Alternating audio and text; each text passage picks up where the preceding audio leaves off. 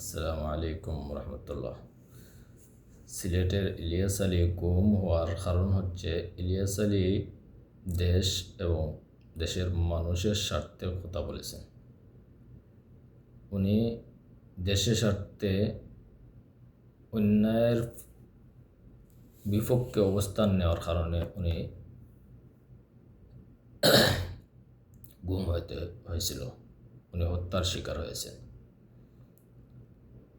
গত যে ইলেকশন গেছে, প্রতিটি মানুষ সিলেটের যে ইলিয়াস আলীর বউ এমপি হিসাবে ক্ষমতায় যাক, এটা প্রতিটি মানুষের একটা আশা ছিল।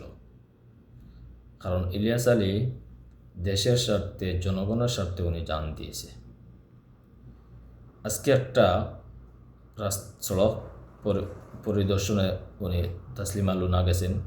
ওখানে গিয়ে যে পরিস্থিতি দেখলাম, আসলে কষ্ট লাগলো। কারণ হচ্ছে উনি মানুষের এই যে ইলিয়াস আলীর বউ হিসাবে মানুষ যেভাবে ভালোবাসছে, ওনাকে ভোট দিছে, না হয়তো উনি নন সিলেটি, ওনাকে ভোট দিত না মানুষ। আর নন সিলেটি যে সিলেট কোনো সময় হয় না, তার প্রমাণ উনি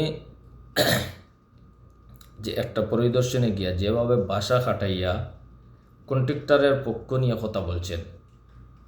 একজন সাধারণ মানুষ রাস্তার কাজের অনিয়ম নিয়ে অভিযোগ তোলার কারণে যেভাবে ওনার উপর চড়াও হয়েছেন এবং বাসা কাটিয়ে বলছেন উনি কে, উনি কোথায় থেকে আসছে, ওনার পরিচয় কি, মানে তার ওই যে নন সিলেটের যে একটা বাসার টান আছে না, ওইটা আর ক্ষমতার দাপট উনি বলে গেছেন।